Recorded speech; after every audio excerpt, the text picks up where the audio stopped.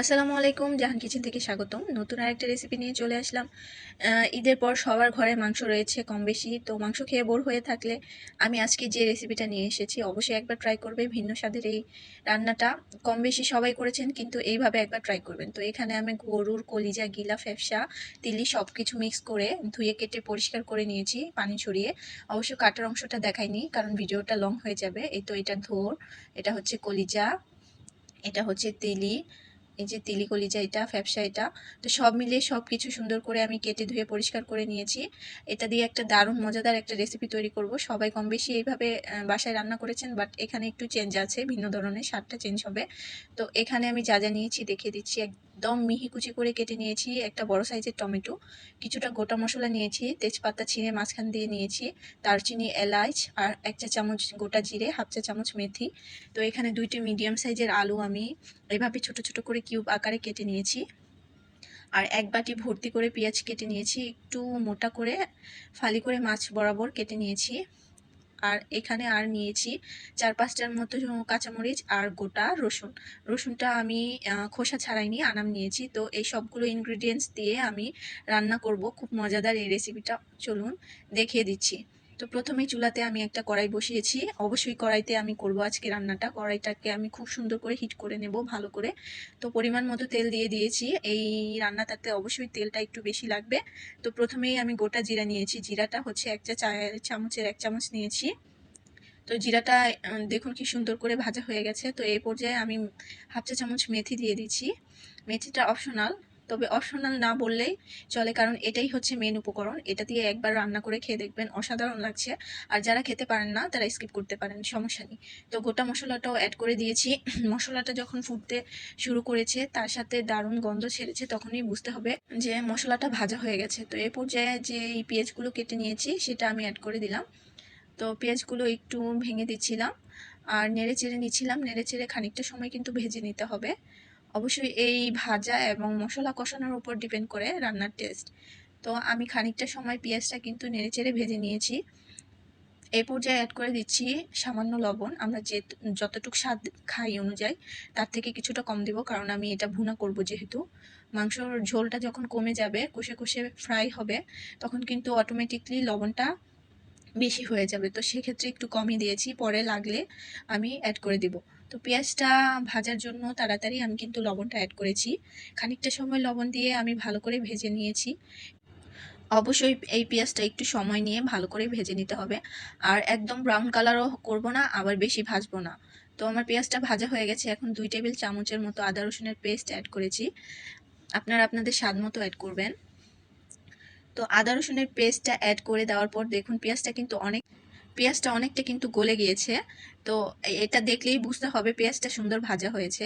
তো এই পর্যায়ে আমি কিন্তু আদা রসুনের কাঁচা গন্ধ চলে যাওয়া পর্যন্ত কিছুটা সময় ভেজে নেব। কিছুটা সময় বলতে আদা রসুনের কাঁচা গন্ধটা যদি থেকে যায় তাহলে রান্নাটা কিন্তু একদমই ভালো লাগবে না খেতে। এই পর্যায়ে আমি 1 কাপের মতো কুসুম গরম পানি এখানে দিয়ে দিচ্ছি।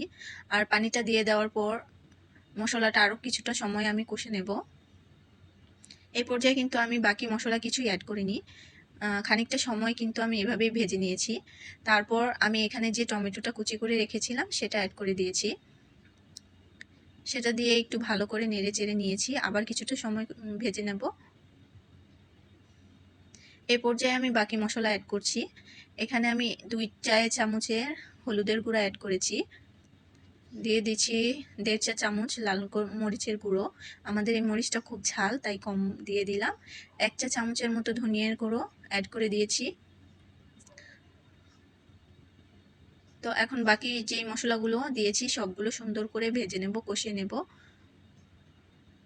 মশলাগুলো ভালো করে মিশিয়ে নেওয়ার পর দেখুন তেলটা কিন্তু কিছুটাই বোঝা যাচ্ছে না, মশলাটা কষলে দেখা যাবে কতটা তেল বের হয়েছে। তো এই পর্যায়ে আমি আরও 1 কাপের মতো পানি অ্যাড করেছি, কারণ মশলাটা আমি খুব সুন্দর করে কষাবো। এই কষানোর উপরেই ডিপেন্ড কিন্তু রান্নাটা। দেখুন মশলাটা খানিকটা সময় কষিয়েছি, কতটা তেল ছেড়েছে দেখেই বুঝতে পারছেন, আর কালারটা কতটা চেঞ্জ হয়েছে। এই যে দেখুন অসাধারণ একটা কালার চলে এসেছে। আমার মশলাটা একদম কষানো হয়ে গেছে। এই পর্যায়ে ধুয়ে কেটে রাখা কলিজাগুলো অ্যাড করে দিচ্ছি। এই পর্যায়ে দিয়ে দিচ্ছি 1 চা চামচের মতো গরম মশলার গুঁড়ো। আর এই গরম মশলার গুঁড়োটা এই পর্যায়ে অ্যাড করবেন। আমি যখন মশলাটা কষাচ্ছিলাম এত সুন্দর একটা স্মেল বের হচ্ছিল, সবগুলো কম্বিনেশন, যেটা আমি বলে বোঝাতে পারছি না। মেথির যে ফ্লেভারটা সেটা আসছিল খুব সুন্দর। তো আমি মাংসটা কিন্তু ভালো করে কষে নেব, সরি কলিজা। আর এই পর্যায়ে কিন্তু আমি যে রসুনের কোয়াটা নিয়েছিলাম ছাড়িয়ে সেটাও অ্যাড করে দিচ্ছি। অনেকেই কলিজা গুর্দা খাওয়া মানে পছন্দ করে না, জাস্ট গন্ধের জন্য। তো আপনারা এইভাবে একবার ট্রাই করবেন, কোনো রকম ব্যাড স্মেল থাকবে না। আমি এভাবে কিন্তু 10 মিনিটের মতোই কষে নিয়েছি। দেখুন মশলাটা কি সুন্দর কষানো হয়ে গেছে, অনেকটা তেল ছেড়েছে। এই পর্যায়ে আমি পরিমাণ মতো পানি অ্যাড করে দিব।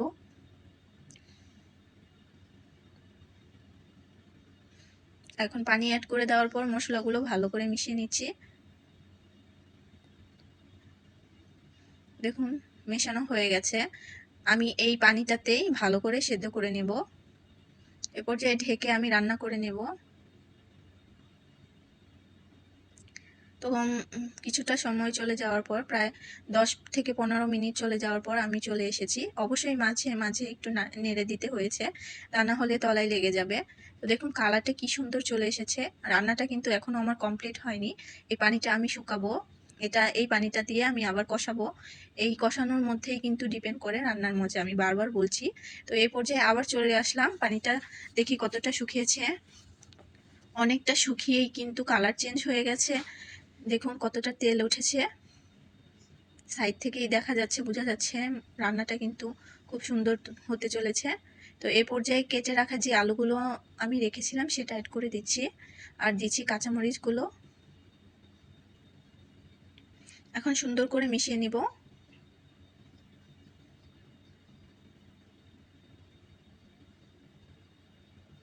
অবশ্যই একটু ধৈর্য সহকারে যদি রান্নাটা করা হয়, খেতে কিন্তু এত অসাধারণ হয় বলার বাহিরে।